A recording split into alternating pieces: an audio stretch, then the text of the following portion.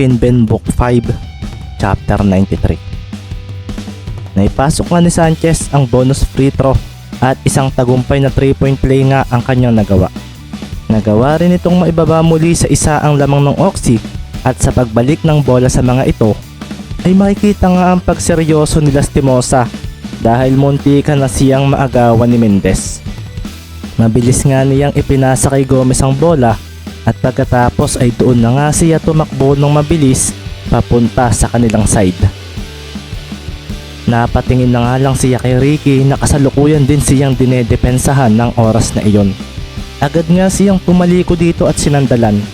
Isang pagposte nga ang kanyang ginawa at nang makita ito ni Gomez ay agad nitong ibinato sa kanya ang bola.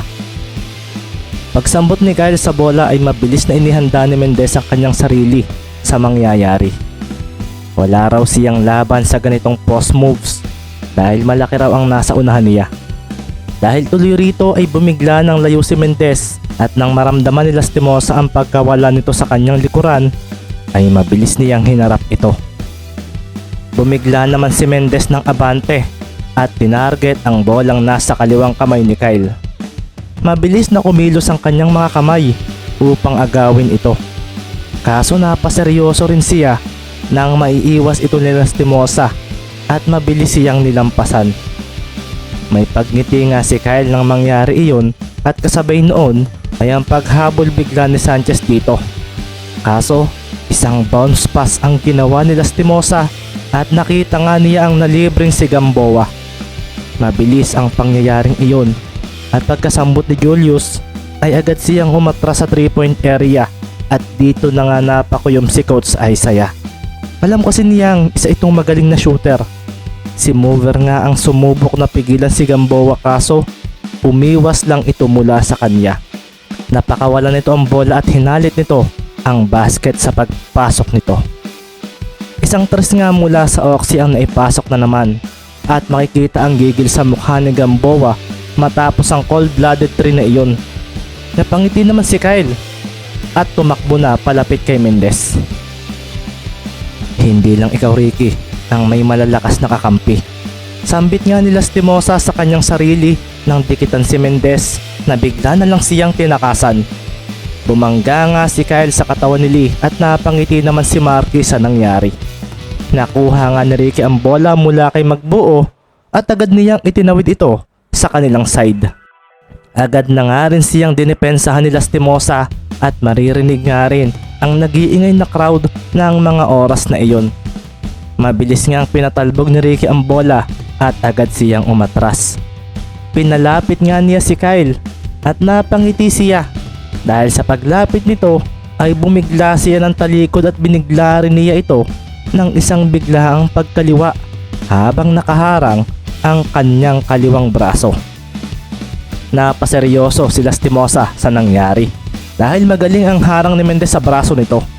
Sa paghabol nga niya rito ay napahinto na lang siya nang wala na ang bola rito.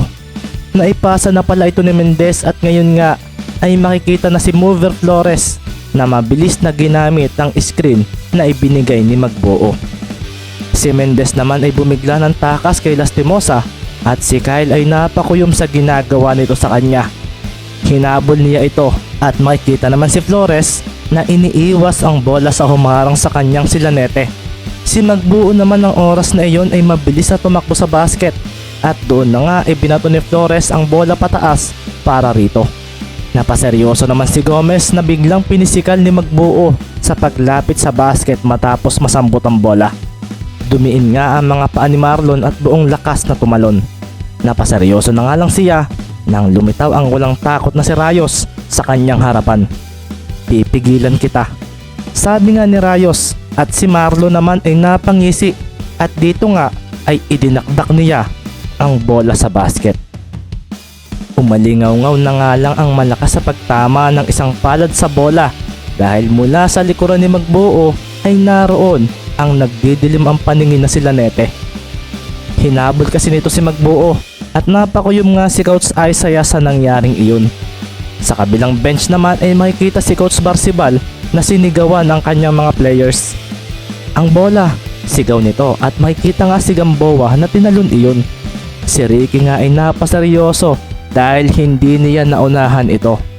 Napatingin na nga lang siya kay Kyle na kasalukuyan ng tumatakbo. Buong bilis niya itong hinabol at si Gamboa nga ay ibinato na ang bola rito. Nice pass, sabi pa nga ni Kyle nang masambot ang bola. Kasunod din ito ay ang bigla niyang pag-iwas sa dumiretsong si Mendez. Kumawala nga ang langit-ngit ng sapatos ni Ricky at isang mabilis sa pagbalik kay Lastimosa ang kanyang ginawa. Si Kyle naman ay nagdilim ang paningin at lumipat nga ang talbog ng bola sa kanyang kanang kamay. Umiwas siya kay Ricky at pagkatapos noon ay isang pasimpleng hawi ng kanyang kaliwang kamay rito ang kanyang ginawa. Ang mga manonood nga ng oras na iyon ay napalunok. Napaseryoso na nga lang si Lastimosa dahil nakita niya ang ngiti sa labi ni Mendez na ngayon ay nasa kanang bahagi na niya. Ang bilis, nasambit na nga lang ni Kyle at nang muli niyang iiwas ang bola mula rito ay doon na nga muling napatayo ang mga manonood dahil natamaan ng palad ni Ricky Mendez ang target nito. Tumalbog ang bola at napangisin naman si Rayos na siyang sumalo noon. Bumabante nga ito ng mabilis at iniwasan si Mendez na dahan-dahang napangiti dahil sa pag-iwan sa kanya ni Rayos ay siya namang pagbulagta ni Sanchez dahil nabangga ito ng player na iyon. Sumilbato ang referee at doon na nga napaseryoso ang mga manlalaro ng Oxy dahil isang offensive foul ang ibinigay nito kay Rayos na napahinto na lang habang nakatingin kay Sanchez. Nanginitian pa siya. Hindi ito maganda, sabi naman ni Kyle sa kanyang sarili at nakita niya ang masamang titig ni Rayos kay Sanchez na patuloy pa rin na nakatingin dito. Parang babatuhin na nga ni Rayos ng bola si Sanchez kaso mabuti na lang at bigla itong nahawakan ni Gamboa at Gomez. Kalma lang, sabi nga ni Vincent at makikita nga rin ang kaseryosohan ni Julius dahil sa nangyaring iyon. Tinulungan niyang tumayo ni Ricky si Dre at kalmado lang ang dalawa na naglakad palayo mula sa mga kalaban na malapit sa kanila. Mas magulang pa rin ako sa kanila, sabi pa nga ni Dre na marahang iginalaw-galaw ang kanyang balakang. Ang lakas daw ng bangga sa kanya ng Rayos na iyon pero wala lang daw ito sa kanya dahil ito ang kanyang role sa team. Pinalitan nga ni Coach Barcibal si Rayos at ipinasok nito si Lazaro. Kasabay nga rin ito ay ang pagpasok ni Ibanez na kapalit ni Markeli. Napakuyom tuloy si Coach Barcibal sa pagsabay sa kanya ni Cervantes. Si Kyle nga ay napaseryoso sa lineup ng Kalapan ngayon. Dahil wala si Rayos ay tiyak na mababawasan sila ng defense at offense. Ang pagpasok naman daw ni Ibanez ay isang malaking upgrade para sa scoring ng kalaban. Habang inaabangan nga niya si Mendez ay nakakaramdam siya na nadedehado sila habang tumatagal ang laban. Third quarter pa lang naman daw. Kalma lang Kyle, hindi pa tapos ang game. Pagdating nga ni Mendez sa kanyang harapan ay agad itong ibinato pataas ang bola papunta kay Ibanez na makikita ang sinasandalan agad ang katapat na si Lazaro. Pagkasambot nga nito sa bola ay siya namang paggalaw ng kanyang siko at nang tumama ito sa nasa likuran niyang si Lazaro ay napaatras ito. Nakikita naman si Ibanez na tumalon paharap sa basket at ang pagpasok niya sa game ay agad ding nakapagbigay ng puntos para sa Kalapan.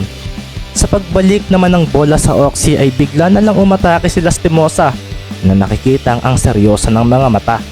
Si Maki nga ay napaseryoso nang makita iyon at sumilbato na lang ang referee nang biglang mapaupo si kay Lastimosa habang nasa harapan nang humihingal na si Magbuo.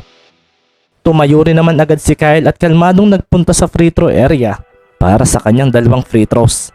Makikita naman si Coach Isaiah na napaseryoso sa biglaang play na ginawa ni Lastimosa. Naging si Ricky nga ay nagulat sa nangyari at ngayon ay makikita nga si Magbuo na napatingin sa kanilang bench dahil nakuhanan na naman siya ng foul. Hindi pinalabas ni Coach Isaiah si Magbuo pero sinenyasan niya ito na mag-ingat. Nang mga sandali namang iyon ay napaseryoso na lang din ang mga kakampi ni Lastimosa. Mukhang ang tama talaga raw nilang gawin sa pagkakataong ito ay ang atakihin ang painted area. Pumasok ang dalawang free throws ni Lastimosa at pagkatapos noon ay mabilis niyang dinigitan si Mendez para hindi raw makahawak ng bola. Dahil sa nangyaring ito ay si Ibanez nga ang sumambot sa pasan ni Magbuo at siya na rin ang nagtawid nito sa gitna. Binantayan naman agad ni Lazaro si Ibanez at napaseryoso na lang siya nang biglang tumira ng tres ito sa kanyang harapan. Pinakawalan ni Ibanez ang bola kaso ang mga manonood ay napakuyom dahil binutaan ito ni Lastimosa na lumitaw bigla sa likuran nito. Si Ricky naman ay mabilis na hinabol ang bola kaso bigla siyang ginitgit ni Gamboa na kinaseryoso ni Sanchez na bumangga rin sa katawan ni Gomez. Ang nangyari ay si Flores ang kumuha ng possession kaso sa kanyang pagharap ay nabigla na lang siya nang nasa harapan na niya si Lastimosa. Kumabog na nga lang ang dibdib ni Mover sa nangyari at ang bolang kanyang pinapatalbog ay nawala na lang nang ma-steal ito. Nagwala nga agad ang crowd dahil sa steal na iyon. Si Mendez naman ay hindi basta nakahabol kay Lastimosa dahil sa pagharang ni Gamboa kung kaya't si Ibanez ang humabol doon. Napaseryoso pa nga si Ibanez dahil tila ginusto ni Lastimosa na makahabol siya. Nalampasan niya si Lastimosa at sa pagtingin niya rito ay bigla na lang siyang napatakbo pa atras dahil bumigla ito ng iwas sa kanya. Ang bilis, sabi nga ni Ibanez at sa pagdalaw ng kanyang mga paa ay nakita na lang niya ang biglaang pagbalik ni Lastimosa. Masasabayan pa rin kita. Bulalas pa nga ni Ibanez sa isip kaso ibang level daw ang galawan ni Lastimosa na bumigla na lang ng abante. Hinarangan siya ni Ibanez kaso ang bola ay dumaan sa pagitan ng bukas na binti nito. Lumampas si Lastimosa at dito na nga rin siya napangiti ng lumampas din sa kanya si Sanchez na alam niyang mahusay na defender. Pagkakuha nga niya sa bola ay dito na siya tumalon at nagdilim ang kanyang paningin. Iniiwas nga ni Kyle ang bola mula kay Sanchez habang nasa ere at pagkatapos nito ay doon na nga niya idinakdak ang bola na nagpabagsak dito.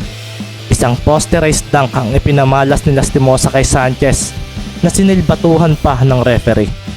Napanganga ng marahan si Coach Isaiah dahil sa kanyang nasaksihan. Ang mga manonood niya ay natulala nang lumapag si Lastimosa na may gigil din sa mukha.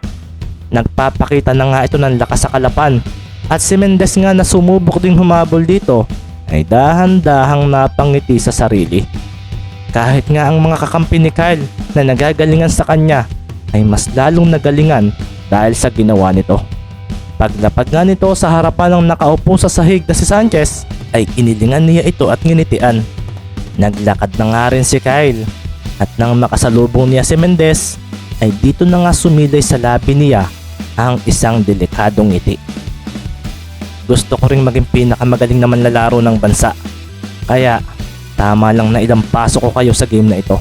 Sabi pa nga ni Lastimosa sa kanyang sarili nang makita ang ngiti ni Mendez. Naipasok pa nga ni Lastimosa ang bonus shot at doon na nga dumagundong ang venue ng ichersiya ng mga manonood. 69-62 ang score at ito na nga ang lamang ng Oxy sa kalapan matapos ang play na iyon. Isang mahigpit na depensa nga rin agad ang ginawa ng mangyan sa mga nakaasul. Si Ricky nga ay muling ginamit ang kanyang bilis laban kay Lastimosa kaso isang double team defense ang sumalubong sa kanya. Lumitaw nga si Gamboa at dito ay agad siyang natrap na kamuntikan pang maagaw ni Lastimosa ang bola mula sa kanya. Mabuti na nga lang daw at naipasa ito ni Ricky kay Sanchez. Umatake nga si Dre sa basket at sa pagtalo niya palapit sa ring ay napaseryoso na lang siya dahil iniharang ni Lazaro ang katawan nito sa kanyang tinalunang lugar. Bumagsak sila pareho at doon na nga sumilbato ang referee at ang sinabi nito ang ikinabigla ng mga players ng kalapan. Isang ang offensive foul ang ibinigay kay Sanchez na napabangon agad at napatingin sa referee. Frustrated pa si Dre dahil sa ginawa ni Lastimosa. Sabi na nga lang ni Mover na napatakbo agad kay Dre na kasalukuyang kinokompronta ang referee. Tama na iyan Dre, bulas agad ni Flores at nang maitayo si Lazaro ni Lanete ay pasimple pa silang napatawa sa naging reaksyon ni Sanchez. Offensive foul ka nga boy. Sabi pa nga ni Lazaro at nang marinig ito ni Sanchez ay parang susugod ito na mabilis namang nahawakan ni Magbuo. Relax lang, sabi nga ni Marlon at ngayon nga ay napatingin na lang sila sa kanilang bench. Napaseryoso na lang si Dre at napakuyom dahil sa nangyari. Sa kagustuhan nga niyang maging malaking tulong para kay Mendez ay ito pa raw ang nangyari. Alam ni Lastimosa na mangyayari ito. Sabi nga ni Abad na napangiti na lang habang pinagmamasdan ang isang halimaw na manlalaro sa loob ng court. Kagaya rin siya ni Kyrie. Napakadelikado sa loob ng court kapag nagseryoso at basketball lang ang inisip. Anong team kaya sasali ito sa darating na Maharlika League? Dagdag pa nga ni KA7 sa kanyang sarili na marahang napakuyom ng isang kamao dahil sa larong nagaganap dito ngayon na hindi niya masabi kung sino ang mananalo.